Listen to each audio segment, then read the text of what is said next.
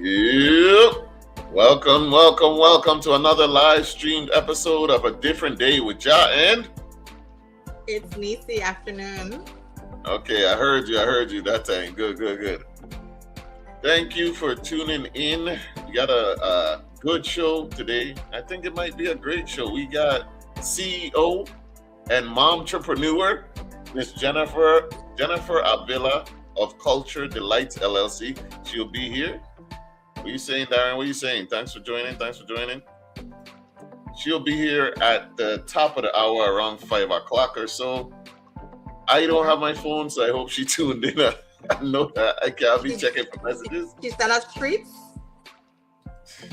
Well, you're the only one that could get any treats anytime soon, but we're going to ask. You know, I always soliciting. What going on, Neci? Darren asking what going on. If you just joined us, please go ahead and share the live. You know how we do. Share the live stream. Let people know that we are on. We're live.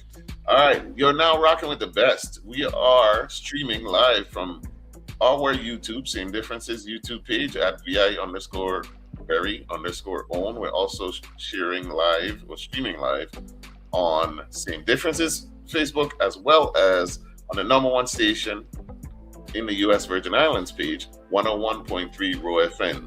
So you have options of how you could tune in. Any one of those are fine, but just make sure that you share the live, like I said. Neci, how you feeling, man? Man, I having a rough 2026, but you know. And it just started. I just survivor. Yeah, of course. We're going to make it through. You're going to get bumps and bruises, but we're going to make it. You check? Truth is I'm tired. I wish I had that music queued up. Damn. Darren said he going to behave. I wonder what that mean. No Virgo slander or what I mean? I don't know. I just like root you up in Uno the other day, so I don't know what he's talking about. You need to relax. Yeah, next Uno thing. Jesus, right. They tried to come for me, and I had to tell them, don't play with me. Yeah, if it's one thing you need to know, Neci is very serious about her Uno. So do not play her. She gets mad. Like, you would think it's spades or something. She takes it very seriously. And she keeps score. And she gonna bring up the score once she beats you. Keep that in mind. Because I'm going to win. Yo, do you think the creators of Uno knew that their game would be so serious? They're supposed to be a nice game. I think they felt that they were making a real structured instructional game that people would be, so it would just no. I'm going to take the high road. Neci was a masterful player. She is. She takes it serious. She's serious about it. But here's my thing. What required him to take the high road from a masterful player? Why you have to take the high road for that? Because he didn't want to slander you. For what? I played well. We played like 10 games. I did lose 1 out of 10, but that's good odds. And before I lost the game, I said I was going to lose the game before we started to play the game. Because what happened? Your mind was elsewhere? How you know you were about to lose? Yo, what going on? I had a feeling. I was like, man, this not going to lose this game before we shared the cards. And I did lose that one. But, you know. You talked yourself into the loss. It was 5 games, but Neci lost count. He said I only played 5 games. We did not play 5 games.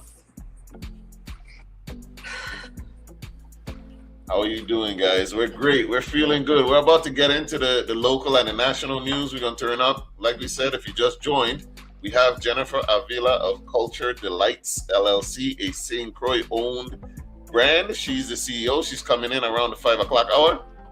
Hola, I'm Bet. Don't play Uno with Neci. I'm trying to tell you. Trust me. Do not do it. That playing.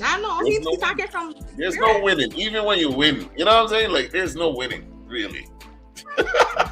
That's such a false statement, though. She gonna downplay you.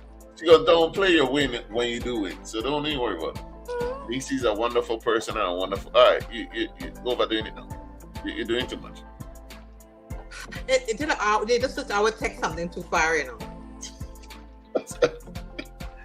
What being a wonderful mother have to do with playing Uno? You still get roots out. Exactly. We're about to get into our good news section. And don't forget, I'm going to remind you again, but please go ahead and send us your good news. We want to hear about your birthdays, graduations, weddings, bar mitzvahs, whatever you got going on. If you want to let us know about it, go ahead and DM us. Send us the information and we'll shout you out live. All right. Son of the soil, the Gal Neci Sugar himself, Adam O, has been named keynote speaker for UVI's 2026 commencement ceremonies. So we want to big up Adam O for that. Congratulations, sir. You're doing it big on the main stage and at home. We love it. Who's next? Y'all don't know about this. What y'all know about fencing, huh? Congrats to Crucian and Notre Dame freshman Cruz. You like that name? Cruz Shembri, as he put the NCAA on guard, losing in the finals of the NCAA champ. What? The USVI Olympian is in cruise control in the fast lane to success. He's winning at fencing. I don't know where you even learn. Like, how do you become a good Nice. Where do you train? That we're branching out into different sports. Where do you train in fencing? You know what I'm saying? Like, how do you get into it? He didn't want one of them nice neighborhoods. Okay, would have nice neighborhoods. I love that for them. Yeah, I love that for them because then it exposes us to other things our kids think aren't attainable. So yes. Big up Cruz Shembri, showing up on the main stage, fencing and killing it. We love to see it. Thank you. Also, we got a shout out, daughter of the soil. You may know her. Her name is Azadi Sage. I hope I pronounced that right. Miss Azadi. She had let me know that she's accepting a role for a stage play that's showing in April. So we want to say congratulations to her. Big up. Congratulations. Also, you may know her this way. She has Verbal Vibes, the Dreams Collective, open mic poetry music, live in Truth, April 5th. That's coming April 5th and every first Sunday from 7 to 10 p.m. hosted by her at Level. She also to be at Ambiance Cocktail Lounge with her poetry nights. Keep your eyes peeled for this young lady. She's doing big things. Not my fault you can't. What? Just saw it playing as a kid played out. Yeah, it had to be because that's the only way you could practice fencing. You get your little broomstick that your mother tell you stop taking, and you go fight somebody because I don't know where the fencing school is home. But keep that in mind. April 5th, poetry, music. Go share your story. Do your little snap poetry or whatever that is. Get out there. All right. Local news. Want to talk about your money. The Government Employees Retirement System Board of Trustees this week approved a second $20 million round of funding for its loan program for active members, extending a benefit that GERS says has performed strongly since it was revived in 2024. The unanimous vote came after JERS, is what I'm going to call it from now on. JERS officials recorded that the existing loans on the books have generated solid returns and continue to show favorable performance. Great news. Speaking to trustees, JERS CEO Angel Dawson Jr. said the 1,809 active personal loans currently in the portfolio have performed very well at an interest rate of 8%. That's high. Love to see it. Although reviving the program in 2024 involved what Dawson described as a bit of a sacrifice, he said its performance has since justified the decision. At this point, actually, 8% is becoming an active return compared to the financial markets, Dawson said. He recommended that the program be replenished with another $20 million to be split evenly between the two districts, with $10 million allocated for loans in each.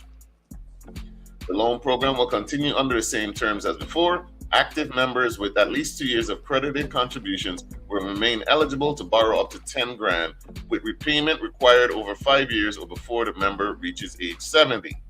When the program was relaunched in 2024, jurors received more than 1,300 expressions of interest from government employees. Trustees attending the meeting raised no objections or questions about the proposal and approved the additional funding unanimously. All right, so shout out to jurors making 8% returns. That's what's up. You love to see it. You're not in jurors. I'm a troll. Oh, okay. Thanks for showing up. You really... Virgos are wonderful people, structured and practical. They're picky. What do you have to say about jurors and their percent returns? I know they brought it back. Did it go away or they just restructured it? I don't know what they're doing about it. Them people deserve their money, so hopefully it's a good investment and it's beneficial in the long term. So some people are getting money. True. Yeah, I like to hear that they're getting returns because, again, these people deserve it. Yes, they need their money. And we want it to thrive. You know what I'm saying? We want for people to have a good pension. There was a time when working for the government was like digging for gold, and you find gold when you get that call back. But now, not so much. Times have really changed, man. But they deserve, after paying all that money into the system, they should definitely get some type of, refund. They should get some sort of thing to look forward to after all these years. When you want to retire, you want to relax comfortably and not have to worry about money. So let's hope the growth continues. All right. Another day, another month under Trump, and another No Kings. So there was another No Kings rally that happened yesterday, and in the USVI, it was no different. Here's some clips from the Virgin Islands Consortium regarding that. The regime is absolutely ridiculous. It is full of hate and personal corruption. Where do you start? Do you start with $1 billion being paid to a French company to not make 2 wind solar programs on the East Coast? $1 billion of our tax money is going to be paid out, so wind power cannot be part of it. Morning.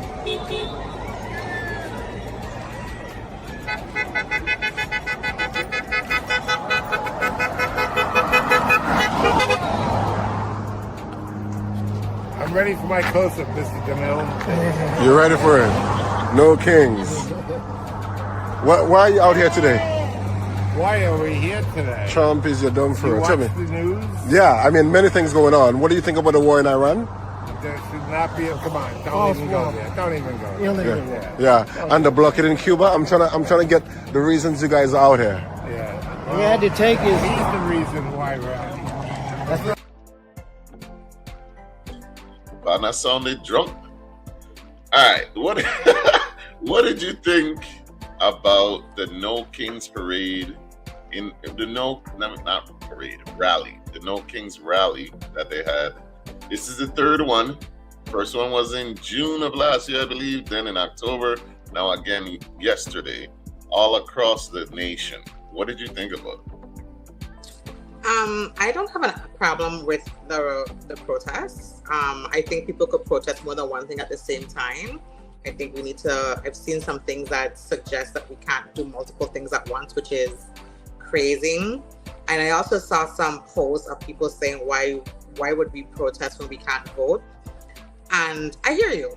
And I will counter that to say, we can't vote, but it impacts our lives. Because the gas prices here are already going up. And you know how hard it is to get back down? And we import all of our groceries. Prices are going up. I went to the store the other day and listen, that $50 don't do much. You could get some water and maybe bread, but that you ask him, if you want cheese, you ask him for too much. So yes, we can't vote for them, but it does affect our livelihood. It does affect the things that we experience. We're part of the US. We fall under the jurisdiction. So there's things that impacts us, which the influx we've had of military presence in the Virgin Islands. There's still people less here. We've had ICE here last week raiding in our community. So there's things that does happen that affects us despite our ability to not vote. And it was a nationwide protest. So, I mean, being a part of it, I don't see the issue with it. But, you know, we can do more than one thing. We can also protest other things that plagues us directly, and more closer to home as well. So let's stop limiting ourselves to what we can and can't do. That's what I'm gonna say. Okay, well said, well said. I rock with that. I agree with you. I just personally, I think I'm tired of the protests and the rallies. You know what I'm saying? Because and then what? That's what my mind is. Because like I said, this is the third one. We still have like a little less than 3 years underneath this current administration. But at home too, there's an administration that's kicking Virgin Islanders while they're down. So what are we doing to not only spotlight, yes, Trump is this and this, but how do we spotlight what's going on in the Virgin Islands on the national stage? Because the numbers, they keep getting bigger and bigger, and then on the news they tout it as a win. But it's like, and then what? That's where I'm at. After we finish getting our cardio in and we walk, then what are we going to do and what are we going to demand? I think there needs to be a second step where we demand some stuff. You know what I'm saying? Like we need to get some things for doing it. That's where I am personally. I don't fault anyone for going out there and, you know, peacefully protesting, because we do want it to be peaceful. We don't want nobody getting hurt, getting injured, getting locked up. We don't want anybody getting ran over. None of that stuff. I applaud you for getting out there and expressing your rights. I just want to know, what do we do now? That's where I am. Very much. Now we have one of our favorite reporters, I should say, Brian Loudon. He was on the ground and he's reporting on it. So we're going to play a clip of him reporting on the No Kings rally also. Americans are taking to the streets for a third time to say no kings, and U.S. Virgin Islanders showed up louder than ever. On Saturday, March 28th, residents of all three major islands joined the third national No Kings mobilization, a movement that organized more than 3,000 events across 50 states in every U.S. territory. On St. Croix, roughly 100 residents gathered along the roadside. On St. Thomas, a similar number of demonstrators lined the People's Promenade on the waterfront, symbolically across from the courthouse, visible to every passenger on a cruise ship sitting in Charlotte-Amalie Harbor. On St. John, a rally was held at Frank Powell Park in Cruz Bay, organized by the St. John's Social Action Team. I don't have reports of the size, but I'm willing to bet the comments will help out. Good day from the Virgin Islands. I'm Brian Loudon, and this is a VI Update. On St. Croix, the first No Kings event last year drew maybe 30 or 40 people. Today's crowd was easily triple that, roughly 100, stretched along the roadside, holding signs and waving at passing cars. The honk signs worked. Drivers responded loudly and enthusiastically. Residents I spoke to ranged from generational Virgin Islanders to more recent arrivals. All were deeply caring and well-educated far beyond the core cause of the protests. If some faces don't look familiar to you, I was surprised to learn a handful of visitors of the families protesting had joined in. The atmosphere remained jovial and support was plentiful despite the gravity of the meeting. The two counter-protesters, a drive-by finger and a creative "I like King" sign, seemed to cause little more than a chuckle. Not a single identifiable federal vehicle passed by during the entire event. No Homeland Security SUVs, no unmarked cars. Local police passed by the scene, focused on traffic or visibly supportive. On an island where federal enforcement has left people afraid to go to work, where families are watching neighbors get taken to Puerto Rico with no ticket back, that absence matters. As election season arrives in the USVI, union presence stands out. The event had institutional backing. Leontine Jones, president of the American Federation of Teachers Local 1825 on St. Thomas, formally invited union members to participate. Leaders from 4 additional unions: the Educational Administrators Association, the Seafarers International Union, the International Association of Machinists and Aerospace Workers, and the Police Benevolent Association, also encouraged their membership to attend. Organizers held a de-escalation training session on March 22nd at at Hills School on St. John and a territory-wide Know Your Rights session on March 25th. What made the Virgin Islands protests distinct was not the signs or the turnout numbers. It was what people talked about when they got there.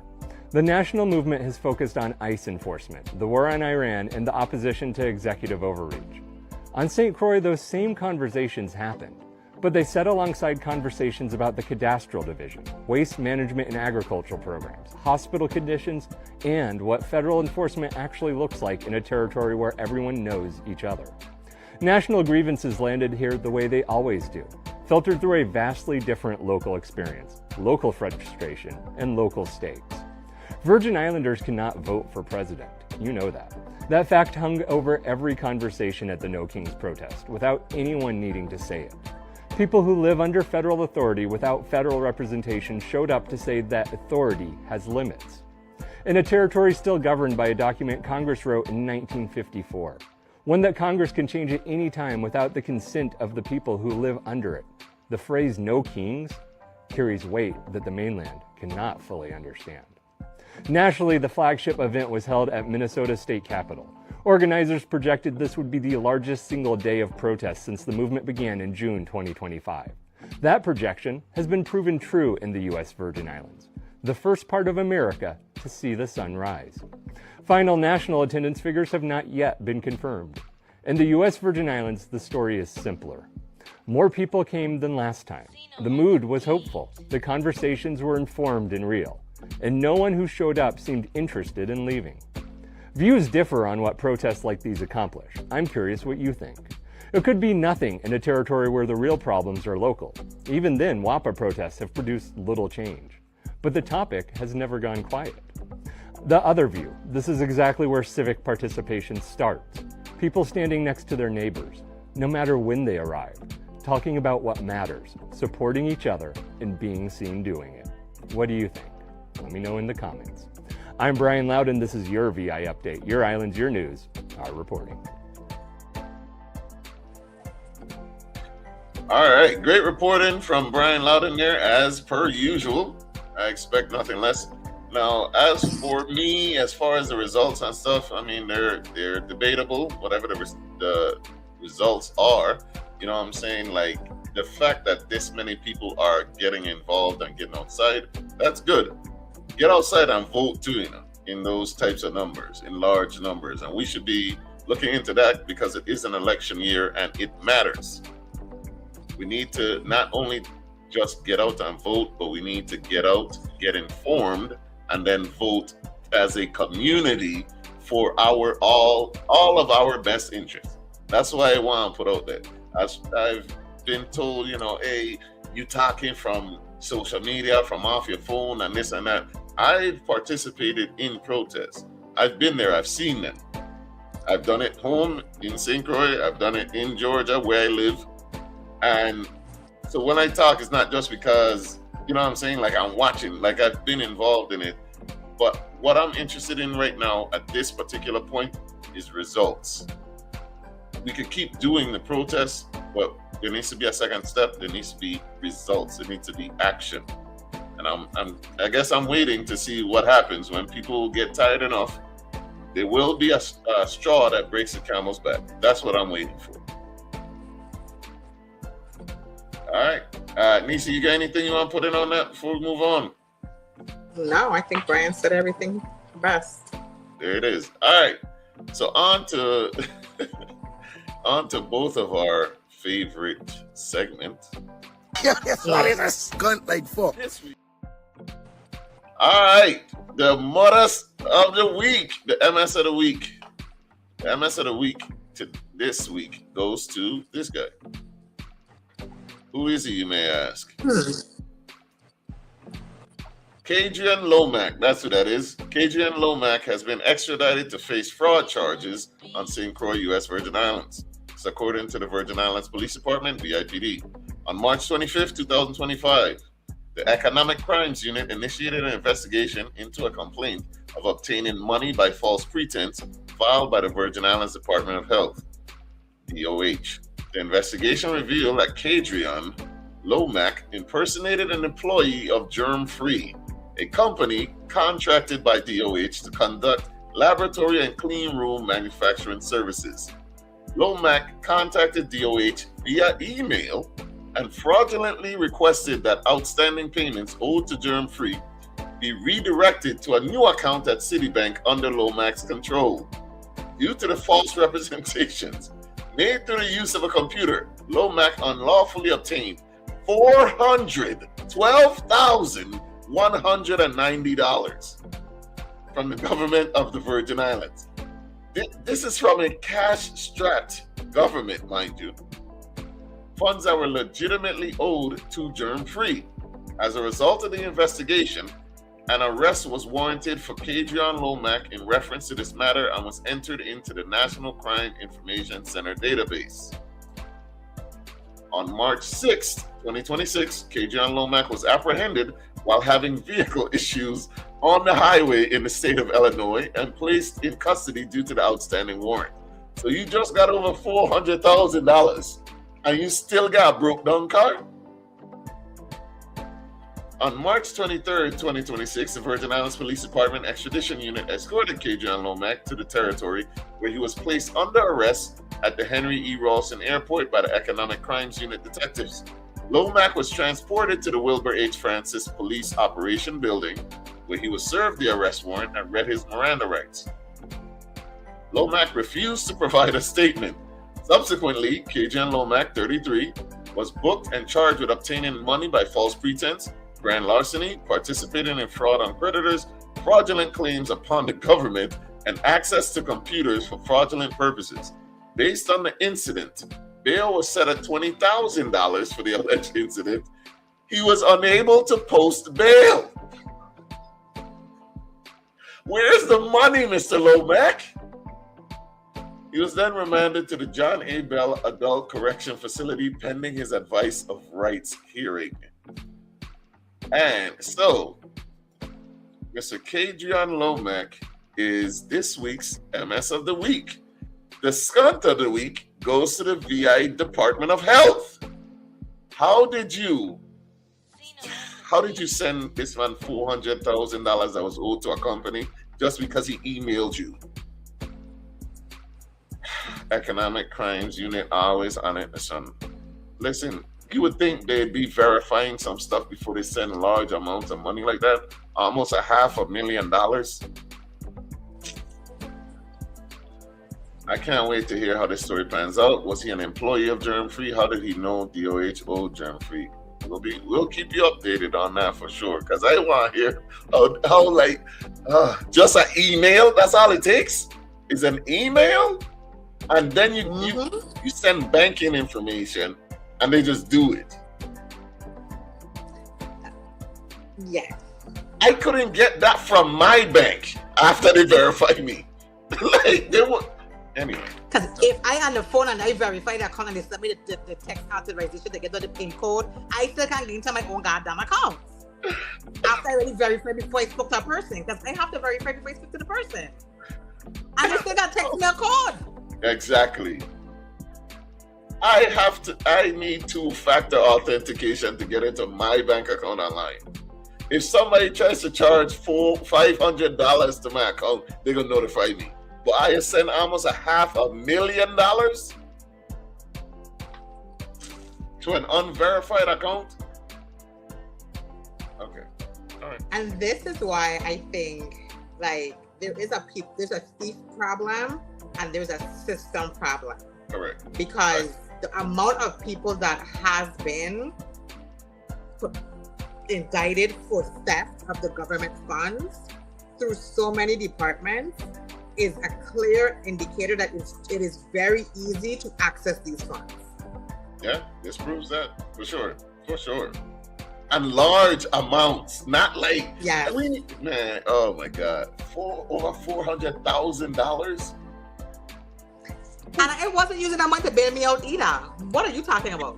What? You would not pay the $20,000? You'd have went to jail. Listen, I would have paid the $20,000 out of the money they gave me and hop, skip, and jump over to Mexico. And I've been gone on the next thing smoking.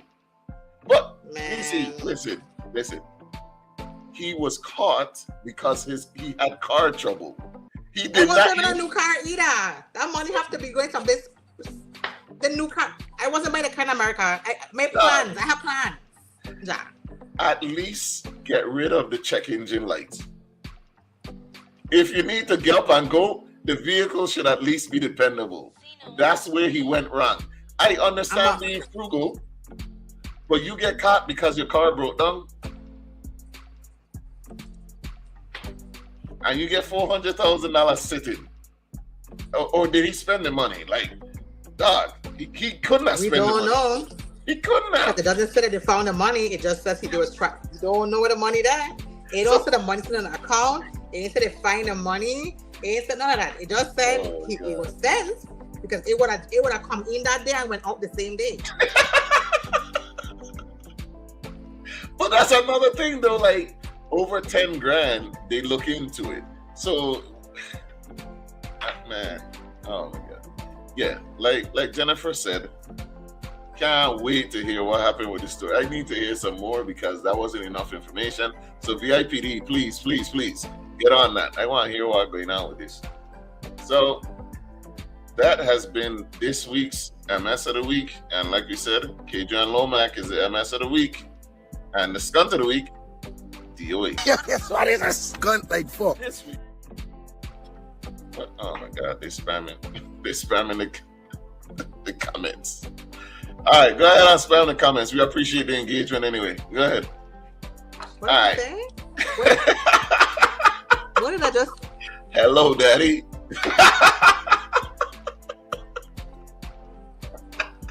That's why I don't like YouTube, man. Something you want to tell me? Let me know. Please. From a Robert? What was that? Robinson? No. Not that I know of. Moving on. Let me tell you, trending on YouTube. Moving on. The U.S. Postal Service announces transportation-related, gas-related, time-limited price change. The U.S. Postal Service filed notice today with the Postal Regulatory Commission, PRC, regarding a time-limited price change to better align its cost of transportation with the market.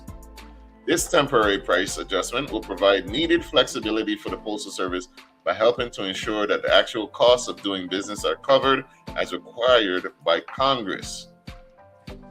While this price increase is a time-limited adjustment, it will provide a necessary bridge to a permanent mechanism to reflect market conditions and prices for competitive products that can support the Postal Service's ability to achieve the universal service obligation in a more financially sustainable manner going forward. The planned price change, which was approved by the governors of the Postal Service on March 24th, is an 8% increase that would affect base postage prices on the following retail and commercial domestic competitive products: Priority Mail Express, Priority Mail, USPS Ground Advantage, and Parcel Select. No other products or services would be affected, including first-class stamps. Pending favorable review by the PRC, the price change would go into effect at midnight Central Time on April 26th and would remain in place until midnight Central Time on January 17, 2027. At that time, the Postal Service can determine if a different long-term approach is needed. Unless you've been living under a rock, you know what all of that gibberish and legalese means.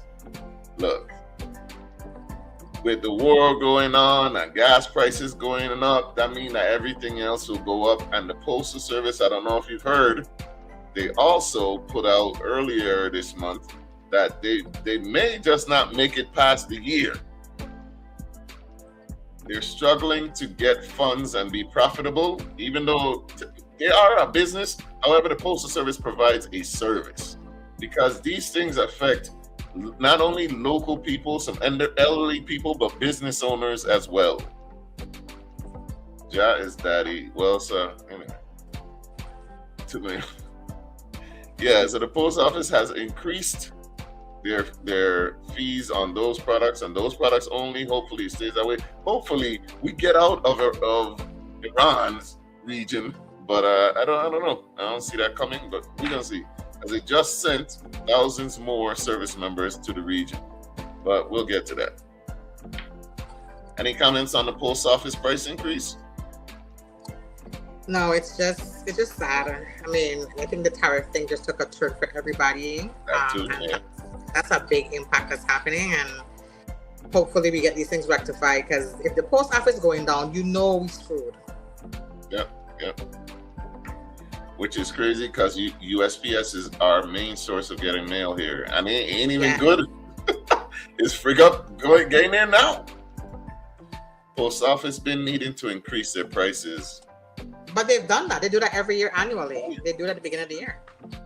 We do increase our prices, and if the post office was to increase it too much, then what? You know what I'm saying? Like, I don't know. There's competition now, especially for packages.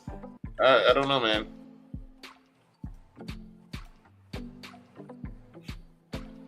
All right. Moving on to the airports, from the postal service to the airports. Yo, I don't truly know what is going on as far as TSA, because from what I understand, the Senate had passed a bipartisan bill to pay the DHS except for CBP and ICE. Then they sent the bill to the House, and then the House did their own bill, and then Trump and Johnson and then it flatlined. And then Trump said, "Hey, I gonna sign an executive order, and they're gonna get paid on Monday." And then other people like, "How are we gonna do that with the money?" So I can just read it and let the news be the news. The House voted Friday to approve a short-term bill to fund the entire DHS for 8 weeks, sending the measure back to the Senate, where the top Democrat says it is dead on arrival. The House vote last Friday was 213 to 203. 3 Democrats crossed party lines to vote in favor. Representatives Henry Cuellar of Texas, Don Davis of North Carolina, and Marie Perez of Washington. There are not currently plans for the Senate to return from a scheduled 2-week recess to address the ongoing DHS shutdown, a GOP aide confirmed to ABC News. The ongoing Capitol Hill impasse means the partial shutdown is expected to drag on as lawmakers fight over a path forward. The House vote to extend funding for all of DHS through May 22nd came several hours after the Senate approved the bill early Friday morning to fund most of DHS except for ICE and CBP.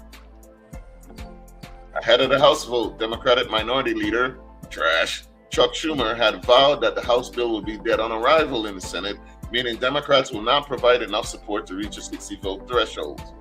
Senators have left town for a 2-week recess and are not planning to return until Monday, April 13th. Wow.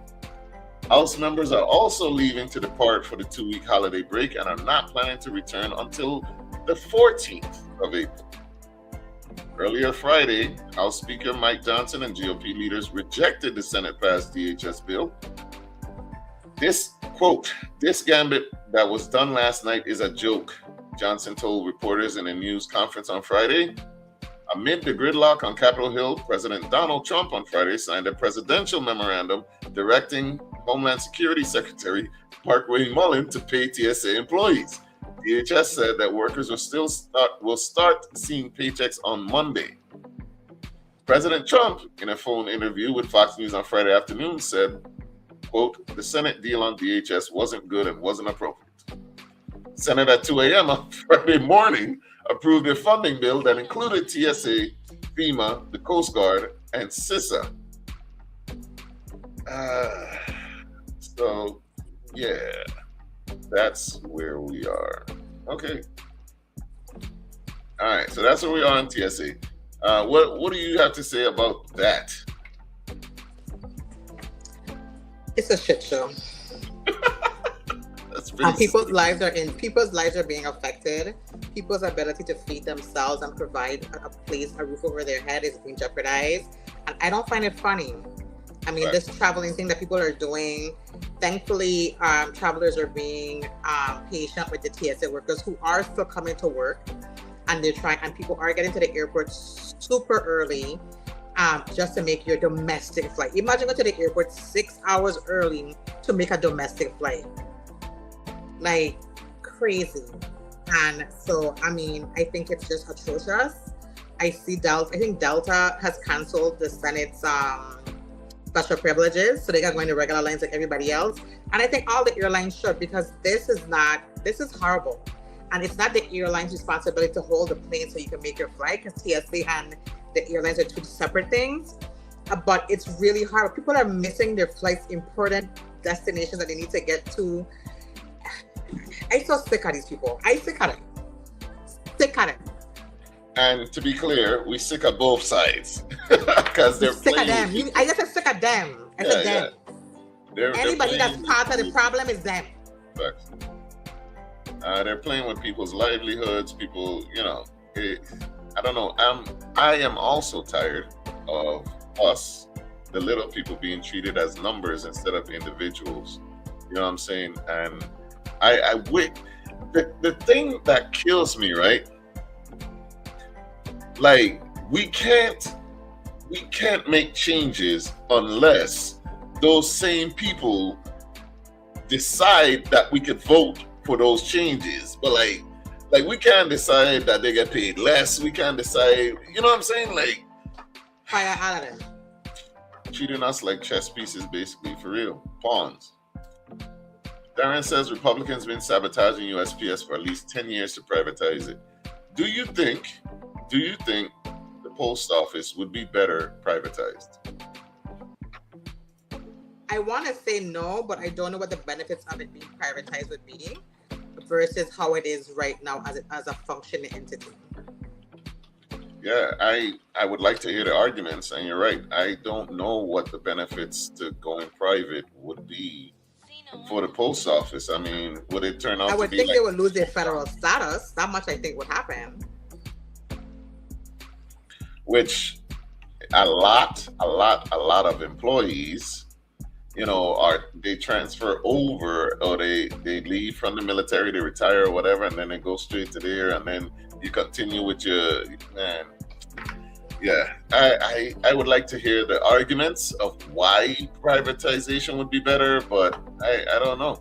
It's a service, and they go to places nobody else would really go. Like, if they went private, would they deliver to every single mailbox in the nation? I don't think so. Because then it becomes even more about, what you could get, what money you could earn, instead of providing the service. But yeah, that's where we are right now, I guess, on TSA. So here's this ABC News correspondent live talking about it yesterday. A lot of whiplash, Kira, but DHS says that TSA officers should start getting their paychecks on Monday, and that's because of a funding agreement that essentially came through the president and the DHS itself to basically move around funds. Now, there are a lot of questions about how this will all work out, if it will actually get over the finish line, but that's the latest as far as that goes. Meanwhile, we're looking at long lines as per usual, despite that glimmer of hope overnight from the Senate. We're seeing people here who have been in line for about 90 minutes or so. They probably have at least another 90 minutes to go. And check out where the line starts, Kira. It's downstairs. That is what is taking the vast majority of time from people who are getting up to this point where we're standing right now. You can see them scrolling, eating snacks, waiting, of course, to get through this snake up the escalator and then around this horseshoe where we are into the screening area. We just spoke with a gentleman who said, boarding closes in 5 minutes for my flight. It would have been faster for me to drive to Dallas. Kira, you asked me earlier how I plan to get home. That is my plan, is to drive to DFW because lines there are basically non-existent. Yeah, nobody's immune. Everybody's affected. Even if you're reporting on it, you're still a part of it. You can't beat it. All right. No special treatment. No. And then Delta, which I hope that all of the other airlines would follow suit. I heard that Delta had removed the special privileges from Congress members, so they'd have to wait in line just like everybody else. They're too far removed from the people. That'll be one of the issues. They shouldn't have even been allowed to take no damn Easter break. But, oh well. You want the Catholics to not celebrate Easter? If they wanted to celebrate Easter, they should have came to a decision. Hell. What it has to do with them? What it has to do with their faith? Even the Romans decided before Easter what to do with Jesus. Hell. All right. So I think this is a good time for the disclaimer. The views and opinions on this show do not necessarily reflect the views of the broadcaster. Keep in mind that these opinions are ours and ours alone. If you want to hold somebody responsible, hold me responsible. I will take full responsibility for anything said during this show. Don't call Lima. Call me. If you do call her, tell her it was me. How about that? All right, that's it.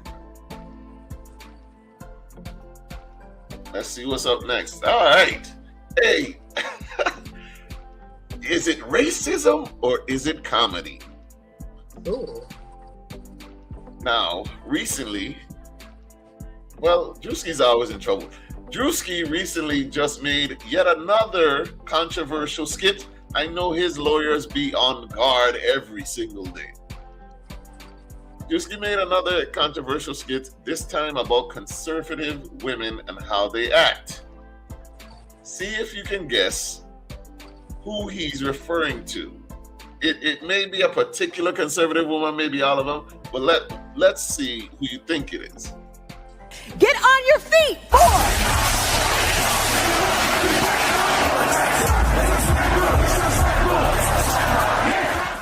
But we serve a just God, and I rest easy in knowing that He's sovereign, but He's just. And so let the Lord handle that. I serve a righteous God, and that is why we say our prayers. And we are all His children. But when I say children, I mean like the holy, blessed Trinity, which is why I hold the Bible. Don't let anyone disenfranchise you because you're a young man, especially a young white male man. Don't ever let anyone talk down to you. We need strong men out there. We have to protect all men in America, especially all white men in America. Those are the boys that we care about in this country.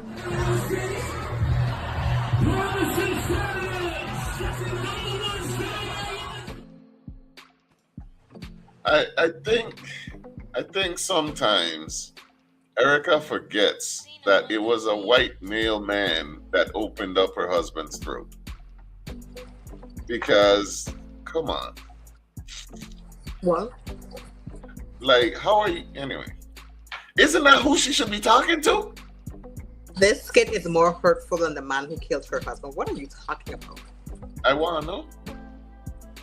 And then all of a sudden, the conservatives be in the comments, they're so upset about this skit. But then y'all were trying to convince us that when that skit about the Obamas being apes was about the Lion King and it was not racist. But this is? No. You're confusing, you're mixing apples and tangerines, or maybe apples and meat. Apples and meat is crazy. So I don't get it. And like the hypocrisy be so very blatant. I think that's what bothers me the most. Like it seems like every time they do something happens immediately after, and they just contradict themselves immediately. Y'all were cool with the Obamas being depicted like gorillas. The Lion King didn't even have gorillas in it. And y'all tried to convince us that was not racist. Oh, God. Conservative tears got to be sweet like Kool-Aid. I love to see it because I still remember how they used to call everybody, snowflakes, and that they need safe spaces. But then when stuff like this happen, all of a sudden that dark humor that conservatives love to claim they have, it becomes an issue. All of a sudden the First Amendment, it's no longer a right that we all should have. Don't disrespect Kool-Aid. Do you think that was racist? No. Why not? What did he do that was racist? he didn't he did not talk down to anyone. He did not call another race out of their name. He did a parody. He repeated. It's like Saturday Night Live. It's like they just reenact things that have happened that people have said and done and made it into comedy. And that's what Drewski has been doing. He didn't make up the context of his storyline. Yeah. It existed. That's all he did. Yeah. I think this is along the lines, I'm gonna age myself. I think this is along the lines of great Al Yankovic. You know how he would do those music videos, and like Michael Jackson did Beat It, he did Eat It, but there is an argument about him wearing quote unquote whiteface versus blackface being racist. And the way that I see it is like Dave Chappelle has done skits like that, and nobody said it was racist then, because context matters to me. He's not stereotyping them. He literally is reenacting what she's done. He's not saying that all white women do this. And he didn't say it. The fact that the black pastors got mad when he mimicked them, I noticed they didn't say that it was racist when he did the white boy in the hood. They didn't get mad at that skit. They don't mention that skit. No, and he said no names. He called no names. He made no allegations. I didn't realize that Erica said that for real about white men. Yeah, she sure did. Her and them creepy ass eyes. With the tears. With the tears. Just he hold up a mirror and they hate it. And that's exactly what he is. He's a reflection. And they don't like what they see. But we have to see it all the time. We have to see it and live with it. And they expect us to just choke on it. But then when they see it for themselves, it's played back to them, it's a problem. Maybe you should change then.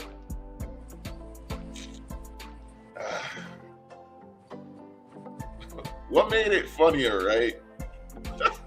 What made this even funnier to me is that to be clear, to clarify, as of this recording, as of this live stream, Erica Kirk has not formally put out a statement. If you see them talking about her, she tried to sue Drewski or anything like that, no, she did not. But this did happen. Grok, the chatbot integrated into Elon Musk's X platform, misidentified a satirical version of Erica Kirk, portrayed by comedian Drewski as the real person, failing to properly recognize her nearly a day after Drewski posted the skit, posing as the Turning Point USA CEO. This is according to Forbes. You can look it up yourself. You can go look it up. So he put that mirror up so well, an AI chatbot thought that was the real person. That's scary. All right. That's very scary. All right. So is it a stereotype or is he mimicking her? Is he showing her reflection and y'all just didn't like it? Because we all know with all the rules they putting forward, how close are we to the Handmaid's Tale? But y'all don't like to see it portrayed. I don't understand. So that made it just, that was like the icing on the cake. I love that skit. I watched it too many times. It's ridiculous. Jesus Christ. Hey, shout out to Drewski and shout out to his production, because Jesus Christ, he's spending money on these things and he getting money for it. Drewski does better production than Tyler Perry. His wigs are better than Tyler Perry. I'm just being real. You could let me know if I'm lying. But yeah, that's how I feel. Drewski puts on a hell of a production. Shout out to his production team. One last thing. We have in backstage, we got Jennifer getting ready to come on. She's coming on at 5. We got one more thing we want to talk about real quick. This is why I do not idolize celebrities. I do not look at celebrities and think that they're holier than thou. They put on the pants same as we do, one leg at a time. Chili of TLC has come out as MAGA. I'm gonna let this young lady explain to you what's going on. So, Chili from TLC is a MAGA supporter, and I've been asked to give my thoughts, so here goes. In 2017, she said All Lives Matter. She got dragged, and then she walked it back. Then we find out she's following Don Jr., Tommy Lahren, Terrence Williams, and Newsmax. No progressive sites at all. Then she reposts some debunked conspiracy theory about Michelle Obama from an account that pushes flat earth and lizard people. And she never addressed it. Then, well, the FEC has dropped their records and nearly $800 to Trump's PAC, $63 to NRSC, and $7 to Ted Cruz.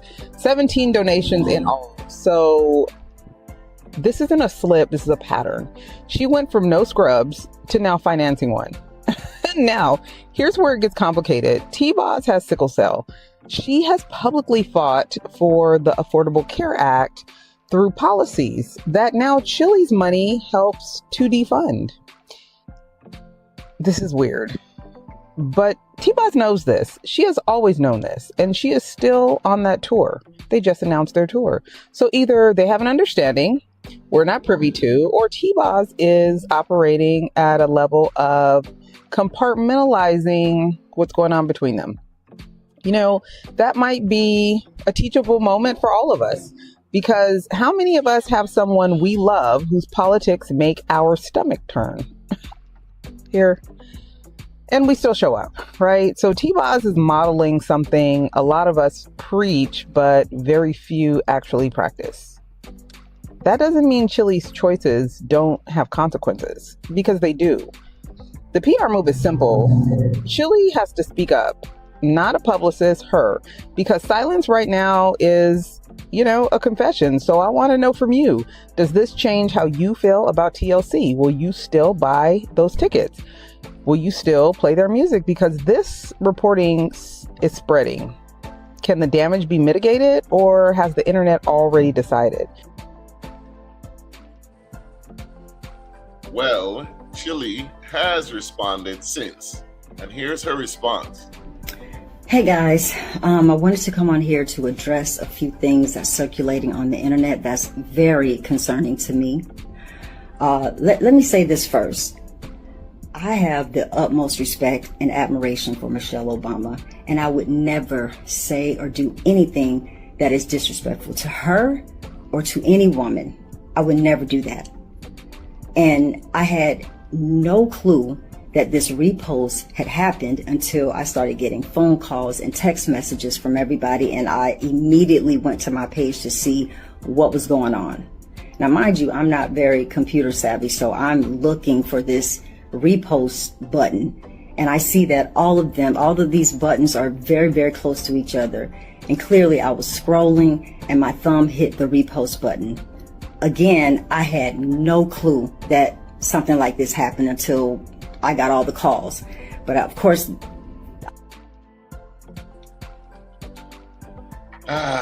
So do you believe Miss Chili? It's getting spicy for Chili, man.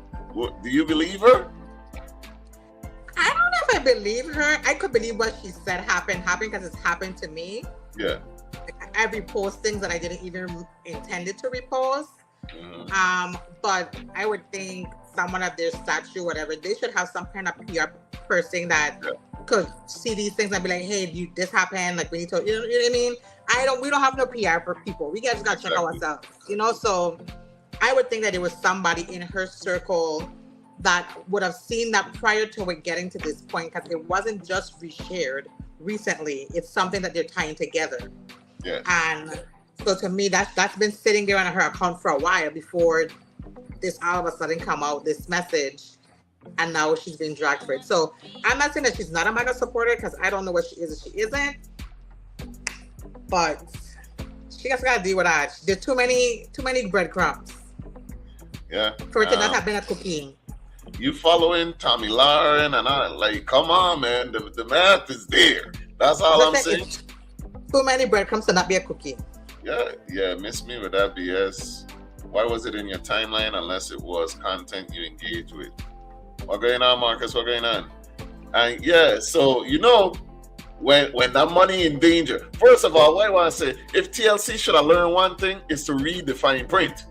After all them bad contracts I had and I watched a Lifetime movie they made, I should be reading every print. Fine, small, big, bold, italics. But, you know, they got a tour coming up. Salt and Pepper gonna be on the tour. So our girl Salt had something to say. She writing it out for Chili after this has happened. Chili, please keep your pretty head all the way up, sister. This world is very quick to believe anything and everything posted on social media. Quick to crucify and slow to forgive. Even when you straighten it out, haters will always hate.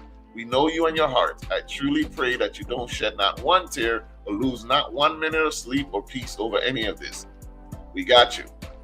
And any threat of not coming to the show from anyone will not stop us from loving on you and supporting you as a person and your legacy in music. This is the type of bullying we as a people have to stand up to. Whoever comes to see us, great, and whoever doesn't will miss something special. Powerful sisters coming together, positive vibes only. Continue to let your light shine, queen. They better be careful with that. They better be careful with that, because Daniel Caesar learned the hard way. You try to defend your friend and when you should be defending it. But all right, hang along.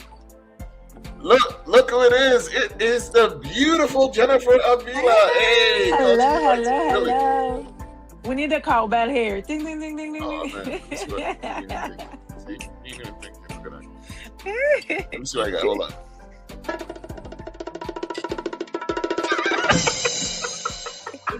That wasn't right.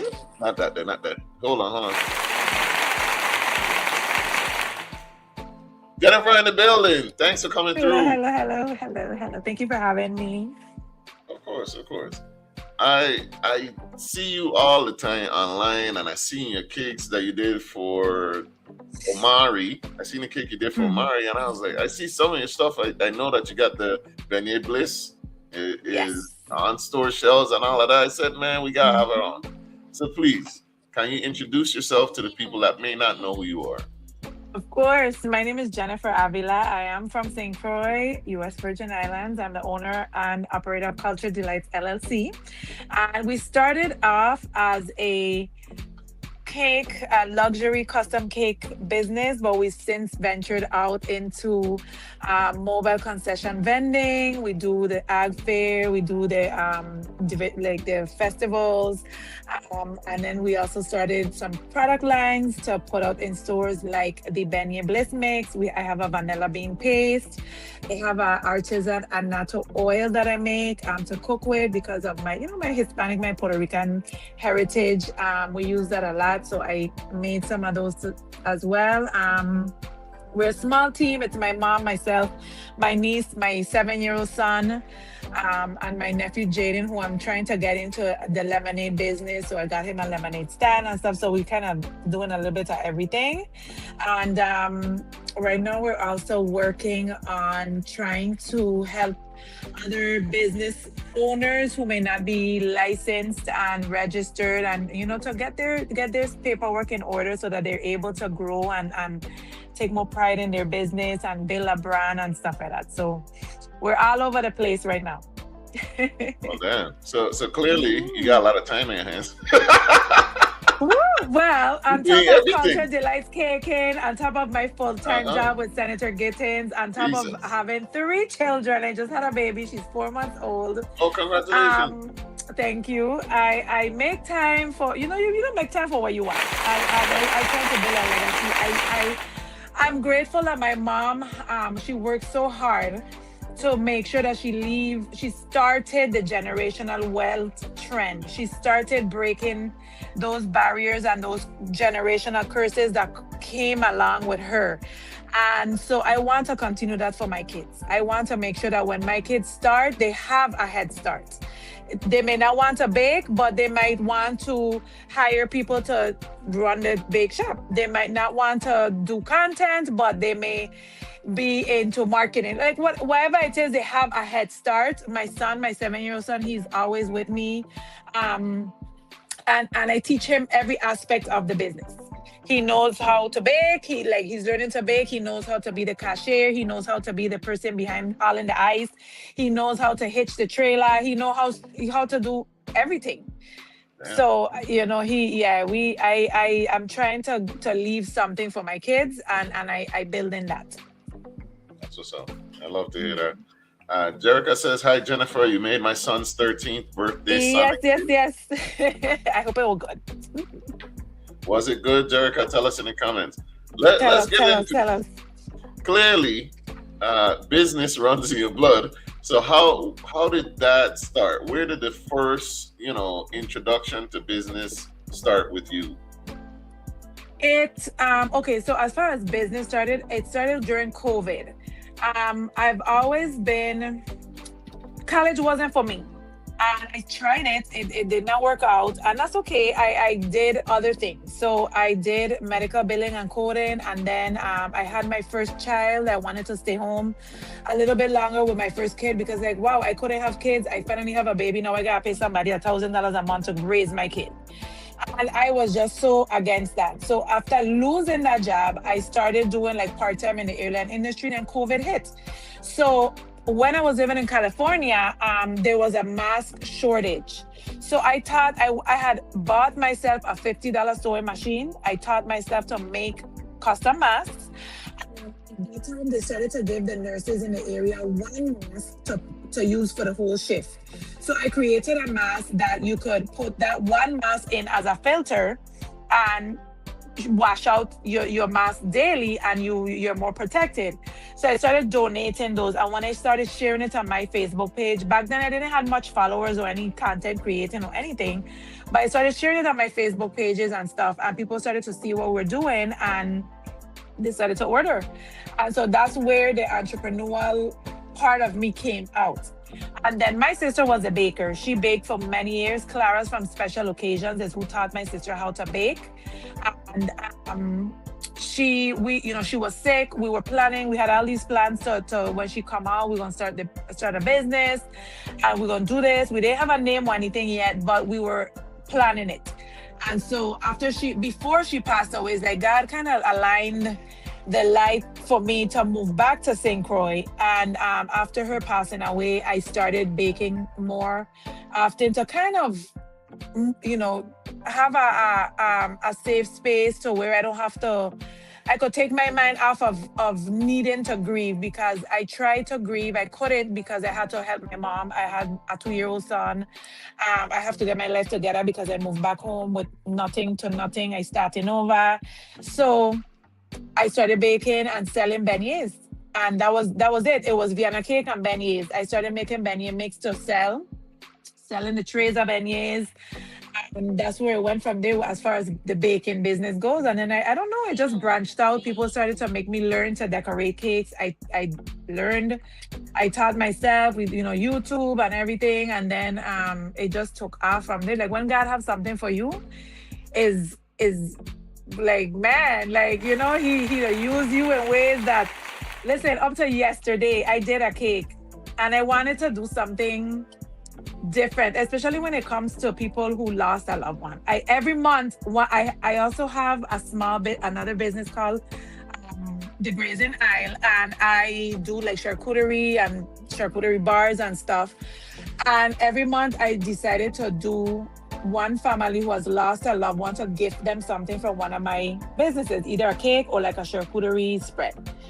And so I've been doing that and kind of growing into that. But yesterday I had an order of a cake and for DeAndre, and I wanted to do something different. I felt like I had to do it all. And I remember the show for Eliana, the Prolific, and how she did the augmented reality. And I was like, oh my God, it would be so cool because they gave me a Makajumbi picture of him. So I said, it would be so cool if they could put the phone on there and the Makajumbi dance. And I did it. I got it done. But I couldn't figure out how to turn it upright. So I'm working on that. But I don't get excited. So you have cakes with augmented reality on it? Yes. I want to see. Did you post that? I want to go. I did. I posted the ending of the reel. You'll see the as soon as I moved the phone from the box, because if you kept it on the topper, it'll automatically go into the video of him dancing. But if when I move it from the cake box onto the topper, and as soon as it hit the topper, it started to move. The macadamia started to move, and I was like, oh my god, this is so cool. But I had to, like, in order for me to make the reel, I had to turn it upright for you guys to see. But that's not.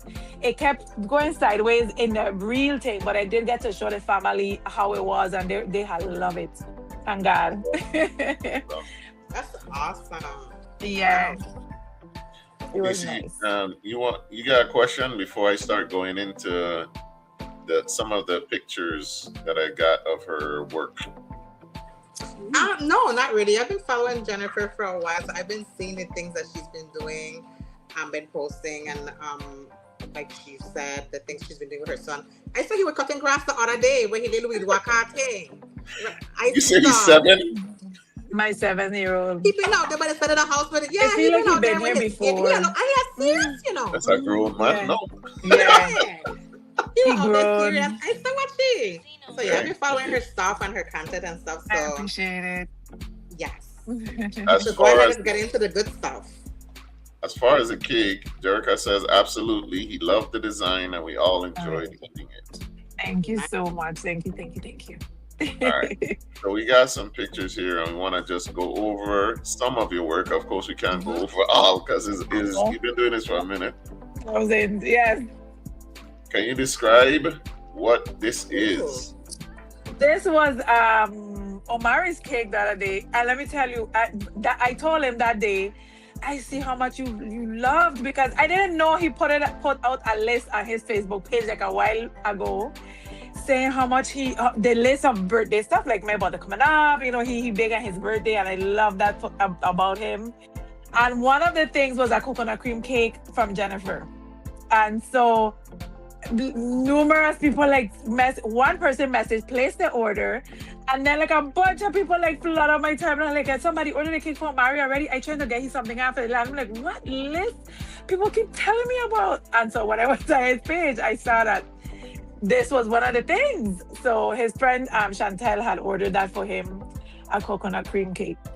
Yes, I love it. He messaged me after like, Jennifer, oh my god, this cake was so good. I like that. And I gifted him a little cupcake bouquet. Nice. And this? Yeah. This was my niece. She just had a baby.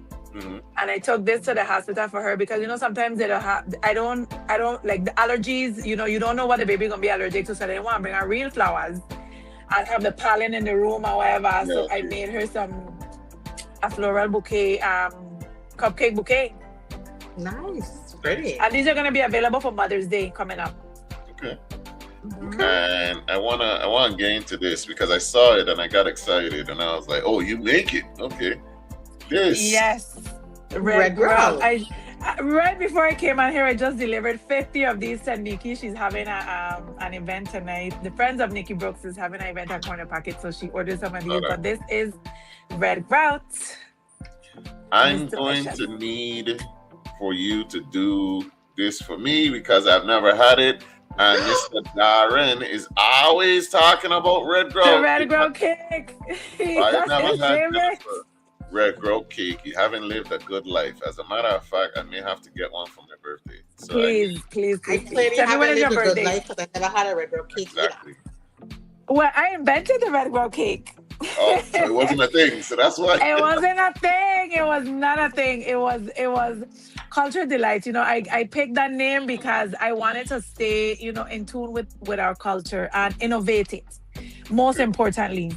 And so, while many of our traditions aren't the same, and I want to say shout out to Shalani, he continues to put out our cultural dishes and make our cultural foods and stuff, things I didn't even know about. But whatever I can use in my cakes and in my craft and make it taste good, I try. And Red Grout was one of those things where I make it as a filling. And I do it with vanilla cake, and I make one layer of the cream filling and one layer of the guava grout, and it is delicious. It sells out every time. What's in it? It's a guava tapioca. The reddish part is a guava tapioca, like pudding. And then you make some people use condensed milk as a cream. I think it's too sweet. I make a homemade vanilla cream, and I use my vanilla bean paste and stuff in it, and it's soft, it's creamy, it's not watery, it's not overly thick, but I don't know how to describe it. It's delicious. I'm sold. It's spiced. Yeah. I'm sold, because I was wondering, like, after I was hearing, because Darren keep talking about his red growl, your grandmother didn't used to make it in there. But when I heard about it, I was like, tapioca, and that, it sounds too sweet for me. I'm not a big sweets guy. But you know, the way you make it sound like it might be just right.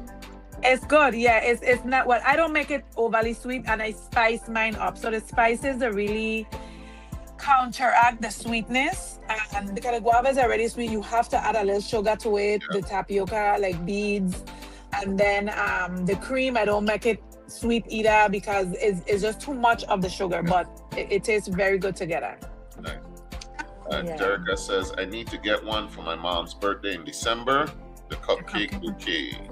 Definitely, we have them available. I have some more stuff coming out with cupcakes. So the floral cupcakes, I'm gonna have them in a box. I ordered. I'm waiting. Amazon, USPS. We already know the mess. But I heard you talking about the postal service and everything, and it's a mess. It's crazy. But we have them coming. Place your orders. Speaking of the cupcakes. Cupcakes number 16. This was just this week. Just not number 16. For 16th birthday, and they ordered these chocolate and pistachio. Okay. And these are some of the floral cupcakes that will be in the bouquets.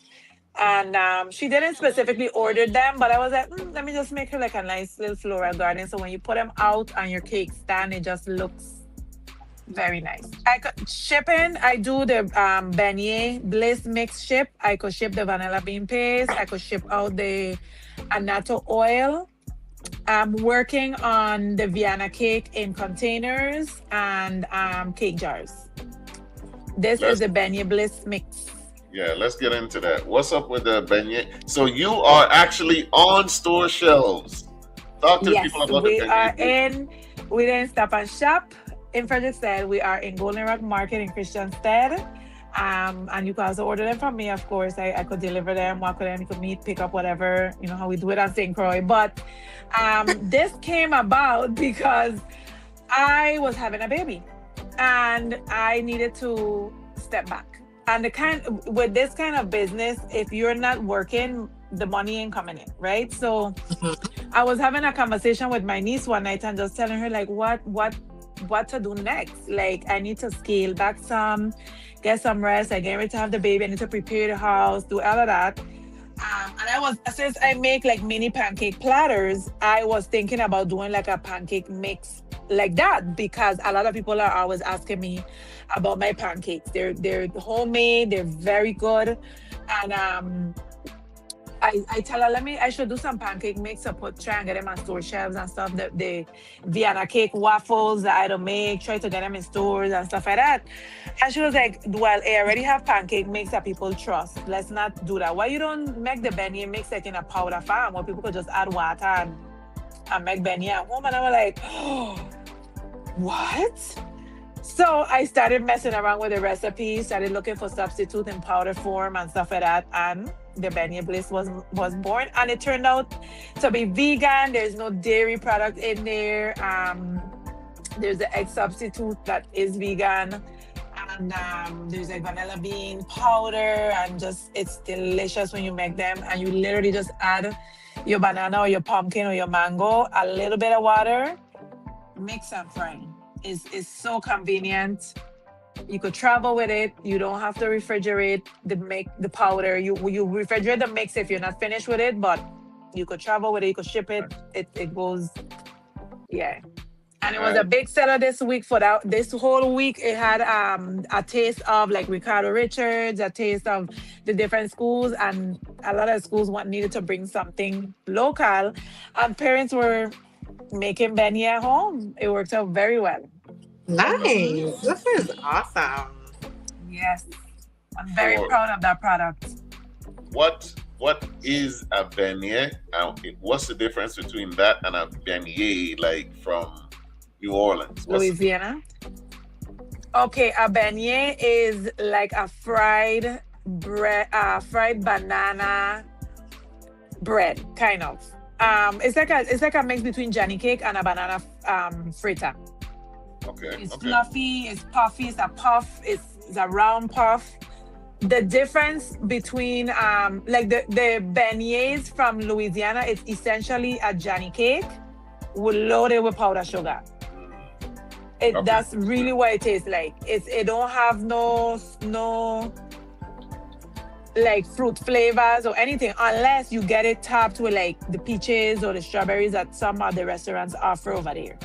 But it's nothing in it. But these are like a mix between the banana. The banana fritter, puffy, like a Johnny cake. Thank you. I needed that education because I've always wondered, and I don't know if it's a butterfly effect or what type of the Mandela effect or what, but like people like later in my life, I've noticed people coming to me with stuff that oh you never had this, you never had that growing up, and I'm like, like the red grout thing. The whole time I see people talking about red grout, I swear they're talking about a fish, not no guava dessert. I'm like, where did this? I never had it as a child. Let Darren tell it, right? This thing used to sell in every shop. Let him tell it because I never heard of it, but it was like I never heard of it until I was an adult. I never heard of beignet. Well, beignet, a small in Frederick said they used to sell it like they would have older ladies on Saturdays would walk around with a basket full of them, selling them. But unless we go down there and stuff, it was not a part of my culture in our home. We spoke Spanish in our home. We learned English in school, my sister and I. Because my parents my mom came from Vieques. My dad is from Puerto Rico. My dad was born here, but my mom was born in Vieques and they migrated here as kids. But we didn't know anything about these things until we moved over here. And I did not know about red grout until as an adult. That's even more impressive that you didn't grow up eating these things, but you still managed to create them and recreate them for people that have. That's awesome. Yes, when I tasted them, I was like, what? My sister introduced me to the red grout, and Santia from the sweet stuff is where I first tried it, and I love her red grout. She has them in stores. She used to have them at the gas stations and stuff out east, and she has them in her shop now, but they is delicious as well. And that's where I first tasted it. And then I said, I want to learn to make it and stuff. So one of my cousins used to make it as well, and she gave me the basics of how to do it, and I kind of work it until I created a recipe. And the same thing with beignets, I kind of taught myself how to make them. And I remember at the festival village when my brother and my sister's husband used to have a booth, and we used to deal with the kitchen. And so I wanted to bring traditional stuff, cultural stuff, and I started to make the beignets for there. And I remember one of his friends came by and he started asking like, who make these beignets? And he's a Crucian born and raised. And he come to, and my brother-in-law had told him like Jenny make them, and he come to me and say, Miss, like tears in the man eye, and the man said, Miss, if I only tell you how this took me back to my childhood. Wow. I haven't tasted this since I was a child, and it tastes exactly like how my grandmother used to make them. And when the man tell me that, I was like, you know how like grandma? Like what? It tastes like your grandma. That means a lot to me. So from then I started just making them all the time and kind of working on the recipe and everything, and now it became this way it is today. So how is, with all this baking and cooking and all this stuff you doing, how is everyone in your family not on my 600-pound life? How I managed to not get bad as hell? We don't get scraps. What left over? We don't get scraps. We don't get leftover. We don't get the pieces of cake that cut from the top. Like I don't see reels where people will be like, oh, your mom is a baker, you must have some beautiful cakes. And then it'll show you like like pieces with like a mohong of icing on top there, looking all messy and sloppy. Yeah, that's true. It is. Yeah, that's what we don't get. We don't get it. But my niece to make me bake almost every Sunday. She said, "Auntie, you make something sweet." Oh wow. Today was banana pudding popcorn. I tried. What? What trying to pick up my bag? I know, right? Hey, yeah, we need some sweets too to taste test and tell the people. Well, yeah, no problem. I have some extra red girl time mix today if you want, come for some. Man, Neci, you gonna go get the red girl? I will go get it. So Darren is saying, I don't know where he get the assumption from. So Jennifer, I assume guava is your favorite tart. It's not. I like all. I like them all, but guava, coconut is mine. Okay. I thought you were going to say something. For me, it's really the dough, like the shell. You could have, because guava, coconut, pineapple. Like, what all can you do to that guava before you put it in the shell? But you could do a lot to that shell. And if your shell tastes like flour and water, you could put gold in that guava or in that coconut. It is not going to taste good. And I have tasted some nasty tarts. This is dry. Yeah. It tastes like flour. I don't have no.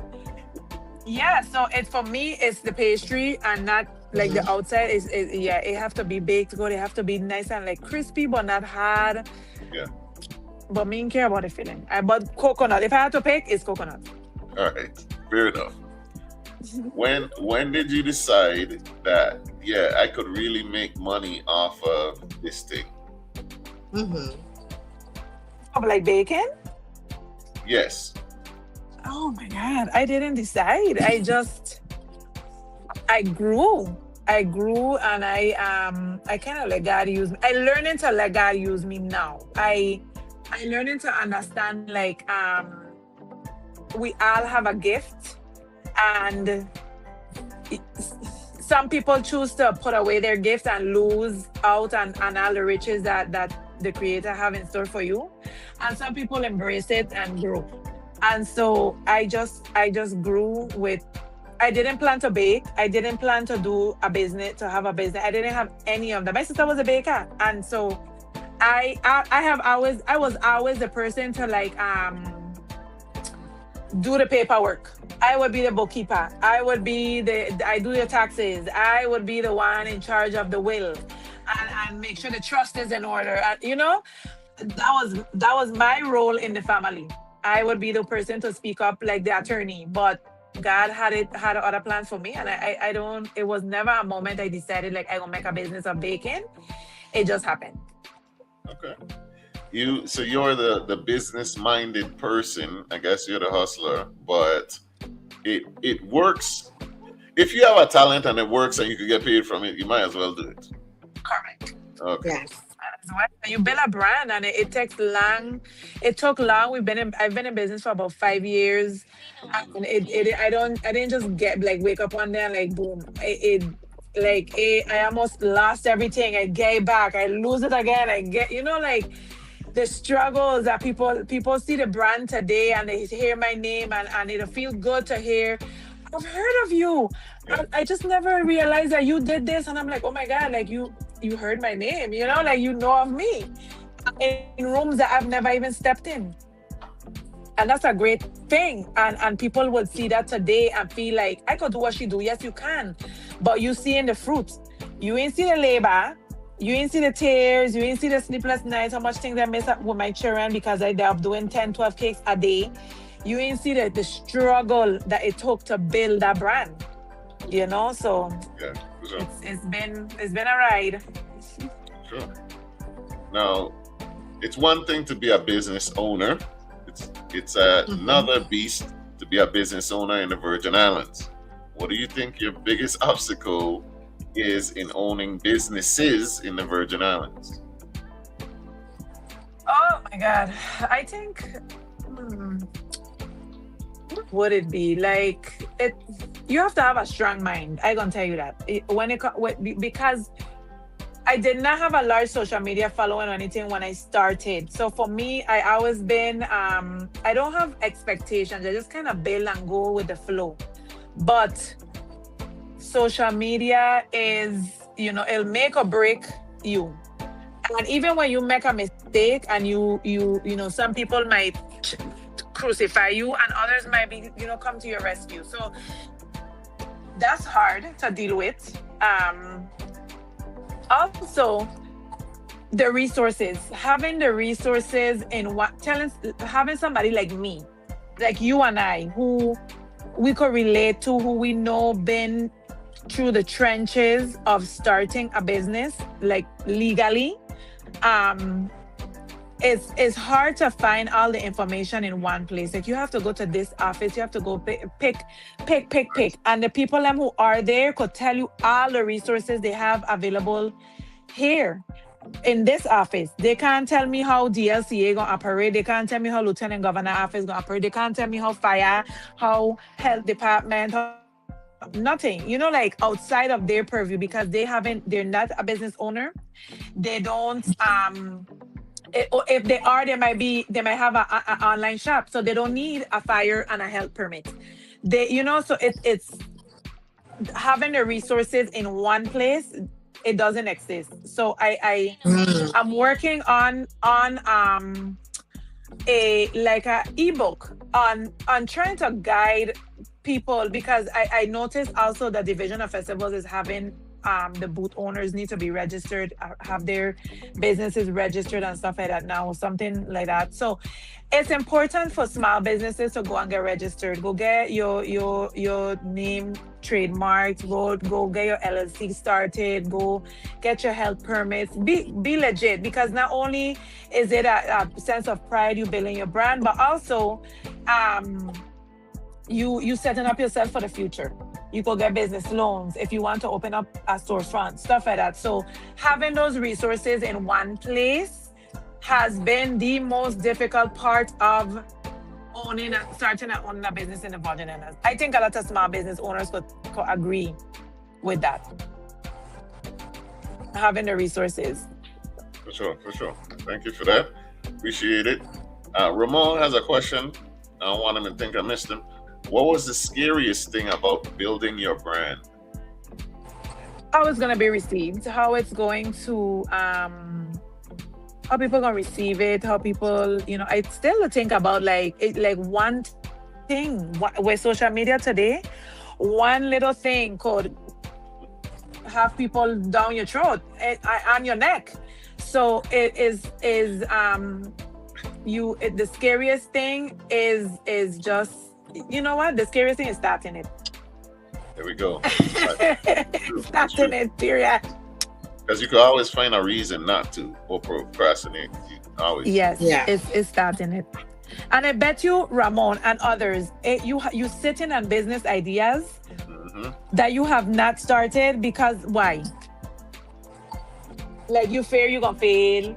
You fear how people gonna receive it. Just the fear of starting is the hardest part. Because once you get a ball rolling, it'll be like, oh, okay, I could do this. What I think a lot of people, I had to see it firsthand and then realize what I was seeing. I don't think we talk enough about the fact that some people fear success. Like they'll sabotage themselves because they're scared of what comes after, and like they'll do all types of things it's just as bad as fearing failure. It's true. I agree.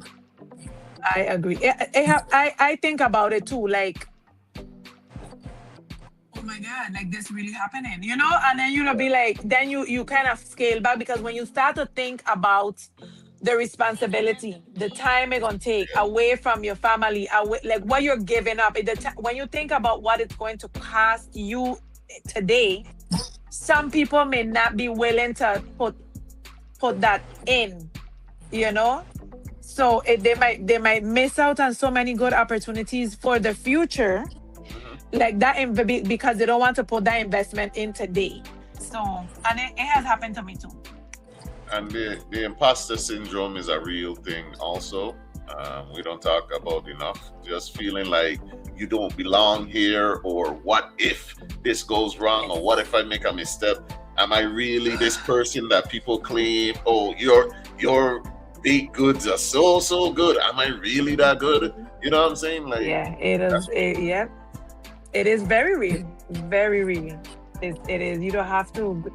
I think staying grounded and pray. Like for me, I'm not like a Christian I am a spiritual person.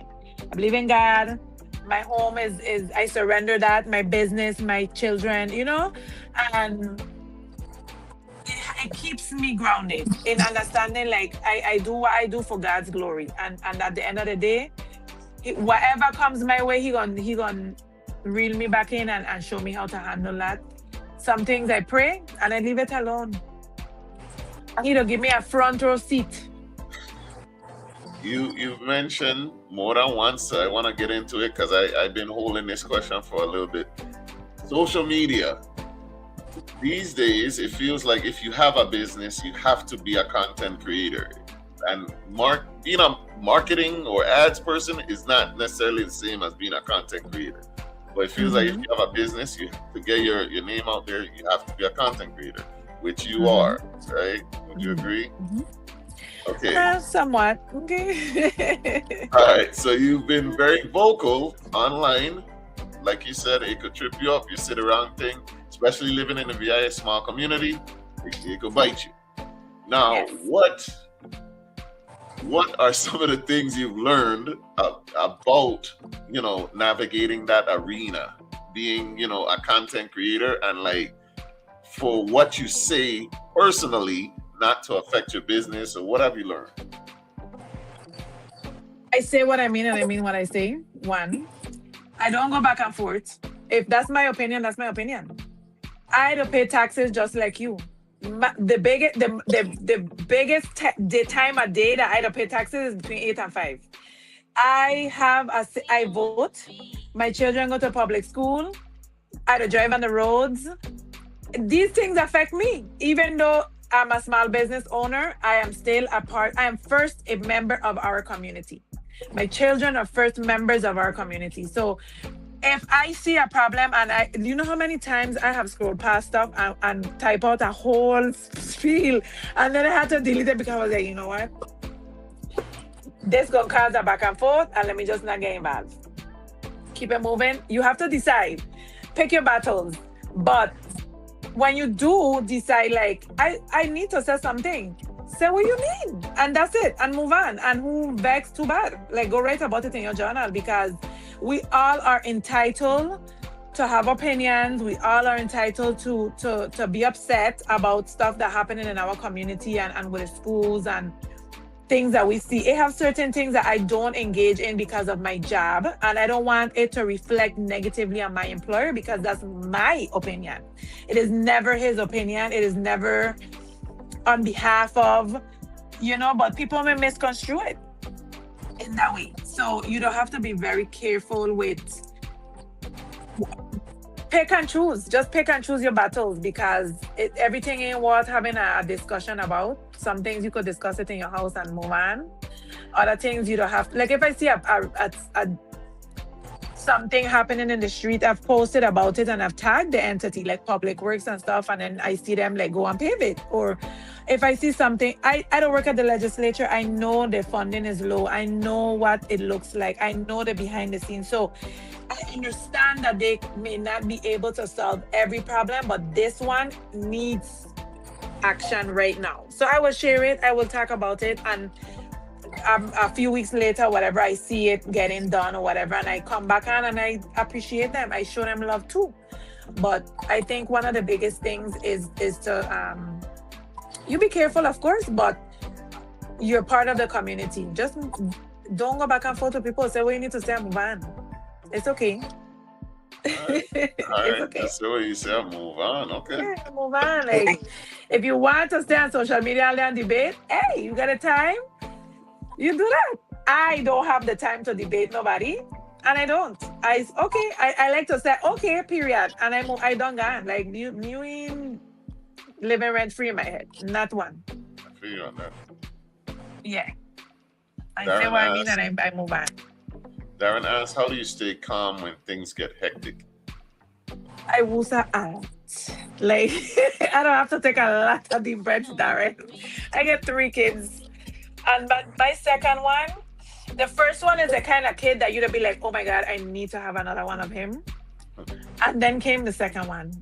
And he's 2. He's 2.5. He did those terrible 2s and But he's like a sour patch. You know, he loving and kind and sweet and give me a kiss.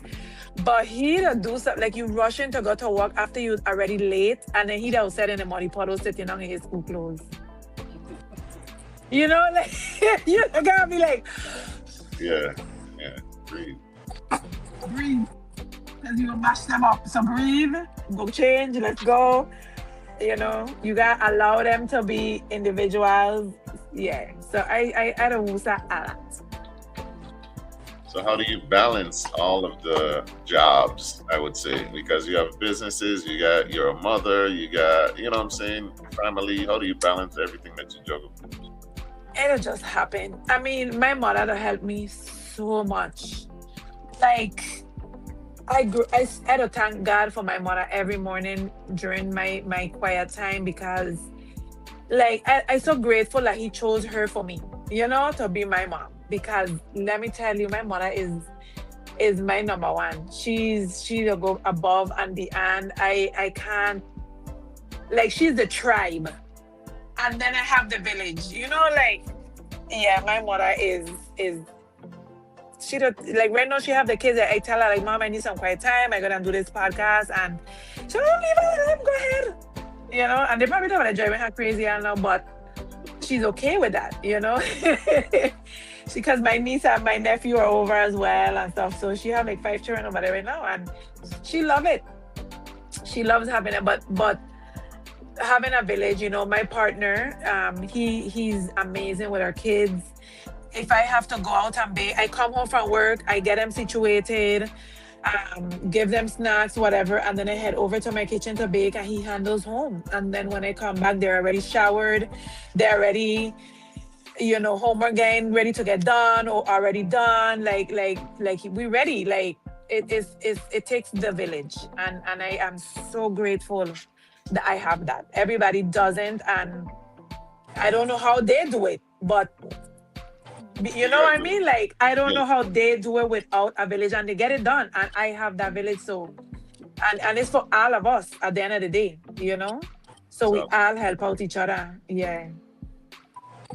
We got some rapid fire questions from Gentleman Style in the comments. How do you feel about Drewski and Erica Kirk?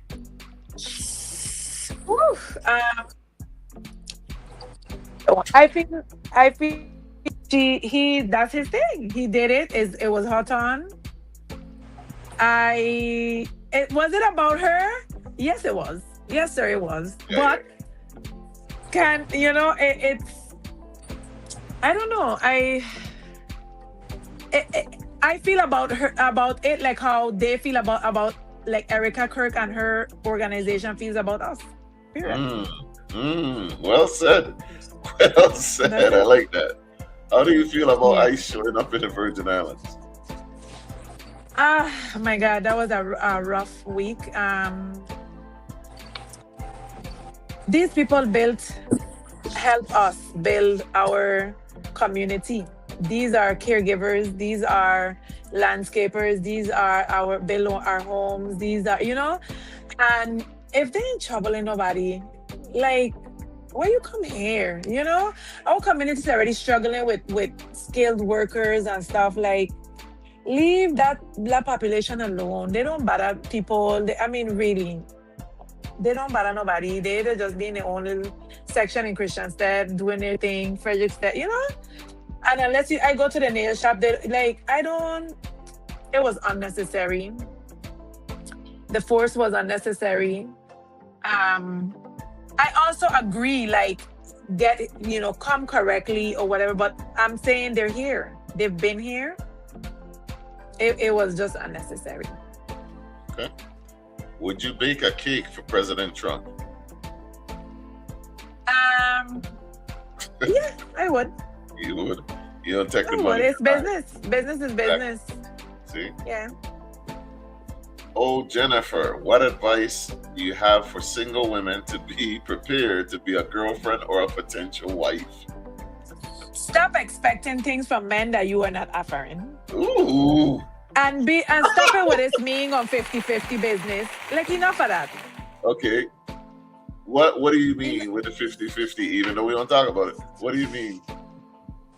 I feel like have you been to the grocery store lately? Why do we expect men to pay everything and we save our money and then expect to have a happy home, a happy wife, happy life? Yeah. No. How can we? I have sons. I don't want a woman putting that pressure out on my children. Like, if they're able to provide and give you that life, hooray! I apply. Like, ma'am, let's go do our nails. That's my daughter-in-law. But if my son needs help and you're the partner, you be a partner. Like, I don't get it. I don't debate with people on social media with it. How you feel is how you feel, and that's okay. If you feel like you don't want to walk, you want that kind of life, there's nothing wrong with it. It's just not for me, and I feel like I wouldn't raise my daughter to think that way. There it is. I tend to think. Yeah. I tend to think that women that have sons, they tend to like have a more balanced view, because it's like, how do you want your son treated? Would you like for your son's life to just be going to work, give his money? You know what I'm saying? Like, would you be cool with that? No, absolutely not. Wow. Absolutely not. So yeah, I think that's the advice I would give. And don't listen to your friends who are single. If you are married, do not listen to girlfriends and like associate yourself with the kind of people you want to end up like. You want to be a wife, you are a wife, have married couple friends, like, don't involve people in your thing, because some people don't like to, like, they're miserable and misery like company, and that's like, you have to, certain things you have to kind of keep it here. Yeah. Keep it close to you. Yeah. Yeah. I like that. Me too. Easy. Questions? Yes, I have two actually. One, what would you say is one or two of the biggest things that you accomplished last year that you didn't think was possible? One of the biggest things I accomplished last year that I did not think was possible. Oh my God. The Benny Bliss mix. I did not plan, and it just, I tried it and it happened. Like, it wasn't like something that was in the work for a long time, and I just did it, and it landed. Mix or getting it sold in stores? Like the mix and getting it sold, because the mix that I have in stores was not the mix that I would make at home with the egg and the oil and the water, But creating that, like, and the end product being exactly what I make at home before the mix, like, I never thought I could do that. Are you willing to share with us how you managed to get that done and then into stores? You might help somebody else. Yeah, well, so what I did was create the recipe to, I researched, like, I know my recipe needed an egg. So what can I use instead of an egg? So the egg substitute, like the egg powder. And then I was like, okay, well, what can I use in place of, like, the oil? Or, did it really need the oil that my original recipe called for? Did it really need certain things that my original recipe called for liquid-wise? And can I get those in powder form? And then once I figured out the substitutes in powder form, then I just started kind of measuring, playing around with it. It's the same how you make a cookie or a cake recipe. You start to play around with, like, the baking powder, as opposed to the yeast, you just mess around with it. And then to get it in store, Stop and Shop actually asked me to bring it to their store. Bashar from Stop and Shop, he was like, when I started to put it out on Facebook and stuff, people started to talk about it. He reached out and he was like, like, hey, you could have it. And yes, I come in. And I did that. And then the same thing with Golden Rock Market. They asked me, like, you could say yourself, like, I have a really good working relationship with them. That's where I get a lot of my bulk supplies for my cakes. And she was like, sure, bring it in. Let's do this. So I did. And by the grace of God, it worked out that way. And I'm hoping to try to get it like at the market in Plaza East. A lot of my customers are asking me to please, can I bring it there? Because when they go like shopping, like on the first of the month and stuff like that, they want to be able to purchase that too, and that's their preferred supermarket or whatever. So I'm going to try to get it into the other stores. But by the grace of God, I was offered the opportunity, and I took it. I said yes, I come in. Yeah. Congrats. You had one more, or was that both questions? Yes, I had one more. What are you looking forward to accomplishing this year? This year, I want to be able to. I'm hoping to work with Department of Tourism. I feel like St. Croix is a whole culinary and art experience. We are not like St. Thomas. We're not like St. John. Like, our product is food. Our product is art. And I think that's how we need to market, and agriculture. And I think that's what we need to market. We need to have the local guava growers, the local passion fruits, the local stuff made into products that our tourists could come here and be like, wow, I eat a passion fruit cake, or whatever that looks like, right? And they have like sea trade coming up. And just the other day, put up a post with them saying Red Girl. I was like, I declare that this year, Department of Tourism is going to take my beignet bliss mix samples and my Red Girl samples to sea trade, because I want people to know what our culture tastes like bite into St. Croix, you know? And when they come here, they need to be able to experience that. Have local food vendor. I have never seen, correct me if I am wrong, but I have never seen a local food vendor on our waterfront when there are cruise ship days. What there is a lot of made in China stuff. Yes, I said it. I'm sorry. And there are a lot of local vendors, like they have the creams and the earrings and t-shirts and stuff, and I respect it. But is that who we are as a tourism product? No. Why can't there be a beignet, somebody making beignets, somebody selling Vienna cake, sugar cake, tarts? Like, when our visitors come here, they're talking about the cheeseburgers and the hamburgers they've had at the hotels. How the food was not good. Look at the TikTok videos, and we're like, where did you eat? Because we have local food, we have our flavor, but they don't see that where they stay in the Christian set towns, in the Frederickson towns where they come in. Why? So I want my stuff to be available on the cruise ships. I want it to be on the deck when they come after sample, so they could buy a bag of beignet bliss to take it back with them to, like, I have to make this beignet when I go back to Minnesota, you know? So that's my goal this year. We see the vision. You're going to be there. Yeah. We're going to be there. So usually around this time, we play like a trending topic, and then we weigh in on it, and then we hit the final words. So, yeah, we're about to close off, so I'm just going to play this. I can't remember who sent it to me. Was it you that sent it? No. My homeboy sent it to me, and it's funny because my other homeboy messaged me, and he was like, women keep asking, do we like them anymore? Do men like women anymore? Right? I responded with, I noticed they asked, do we like them? But there's another question that they're not asking. I want to see if I can catch the question that doesn't get asked, the follow-up. So check this out. I'm just asking as a female, do y'all men hate females? Do y'all hate us? Because how it's looking in this society, this world is giving the men hate us. They hate us because they want to be us. Like, I'm confused. I can only speak for myself. I try not to speak for men as a whole. I don't believe that we hate women. I know that there are groups of like red pill guys that they hate women.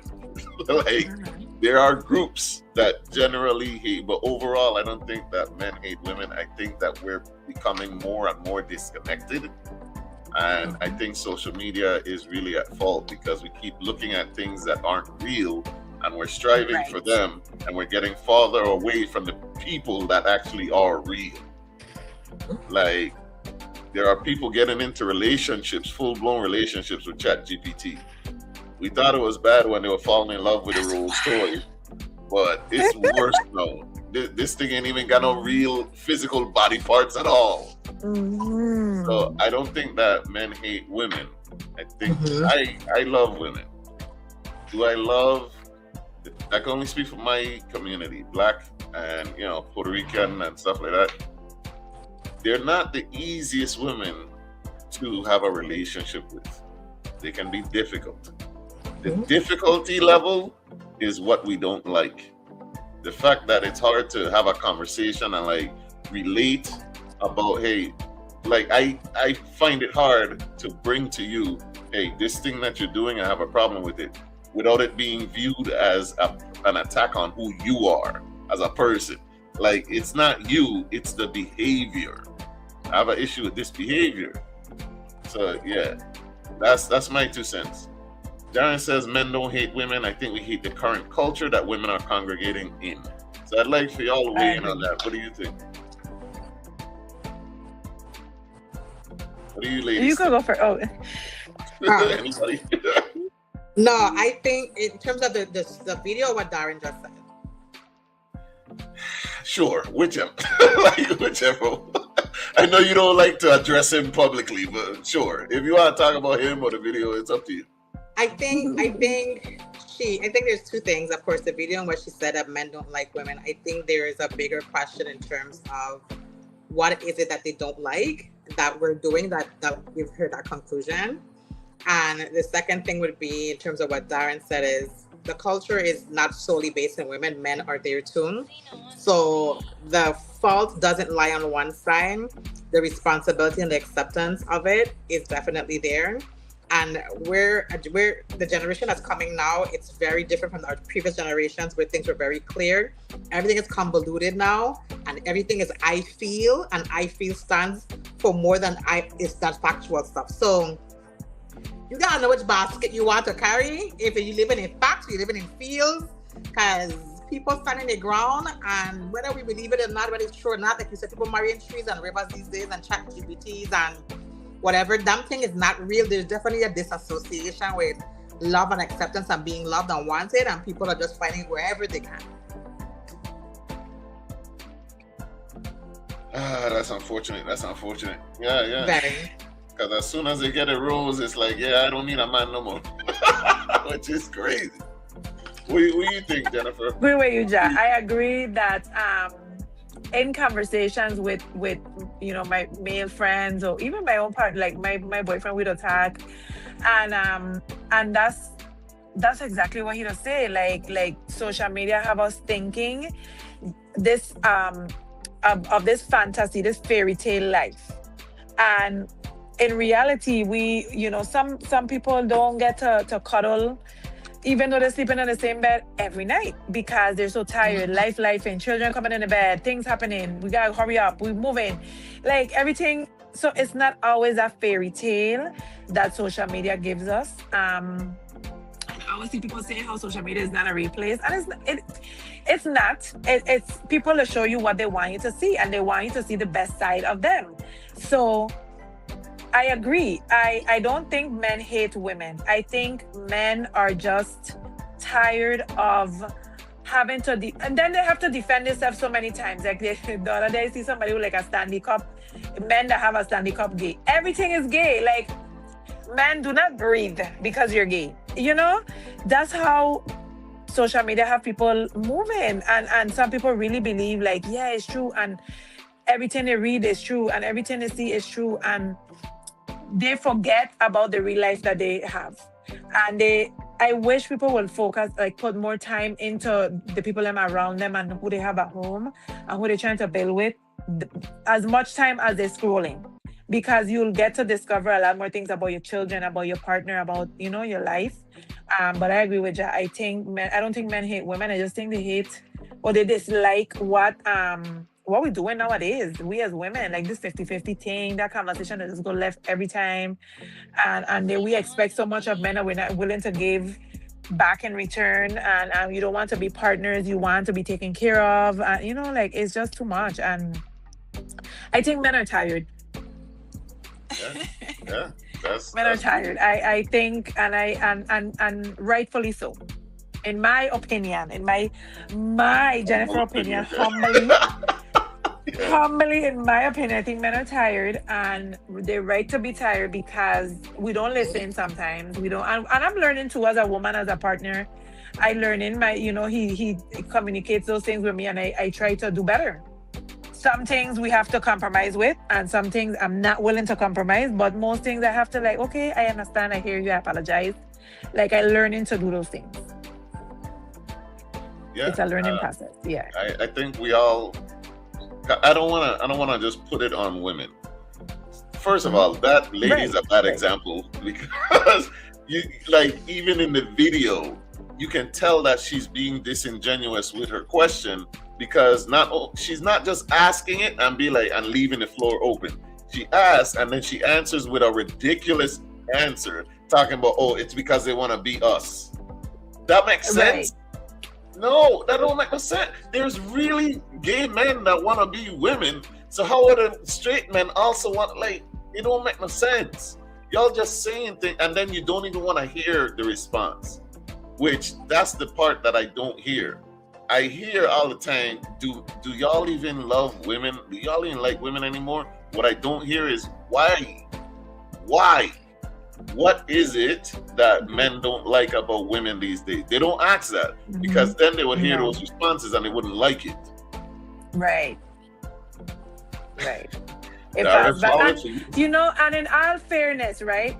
In all fairness, a lot of, you know, men have set, a lot of men don't like to accept the fact that they kind of created those women, but like you know, with the augmented bodies and the long hair, and they made a lot of Black women feel like you need to look a certain way to get certain things and be of a certain stature, right? And now they feel like, okay, I'll take that and went too far. With the lashes that look like brooms in your face, you know, all these things, right? Now they want the natural and the everything. So now the fakeness ain't good enough no more either.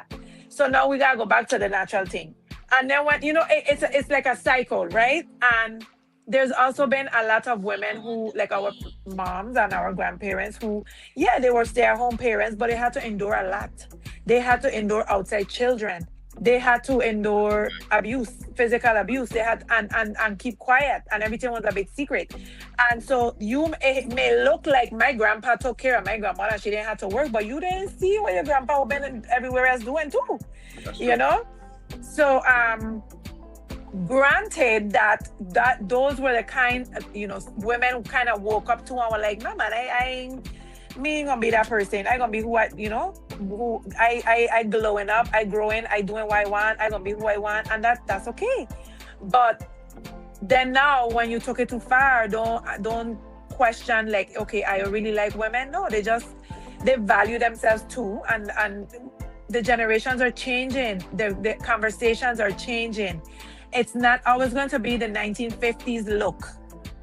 We're not there anymore, you know? So it's... Yeah, but so that's my opinion. Everybody may not agree. And the media, the makeup industry, the plastic industry, the Kim Kardashian, right. But that's who men were paying attention to. Because when the natural women were there, they no longer wanted the natural women. They wanted the Kim Kardashians and those types. So check this. Until it was too much. So this I believe it becomes what came first, the chicken or the egg. because I think that often, I said this several times, I think that women have a lot more power than they embrace. Like, women have the keys, really, but like they relinquish their power to men. Because in the 90s, 2000s, all of them times, Aaliyah, TLC, Salt and Pepper and them, that was all natural. You know what I'm saying? And men loved it. You know what I'm saying? I'm sure my father was lusted after them girls, and it wasn't a fake body in the room at a certain I don't point. think women relinquish their bodies to men. To themselves to men. They relinquish themselves to other women because we're always comparing. Exactly. You see? Because they We're always competed with women. comparing ourselves and we're Exactly. competing with other women. So Like us, the Kardashians and stuff. for our dumb selves, we don't realize what you said is true about how we aided in it, right?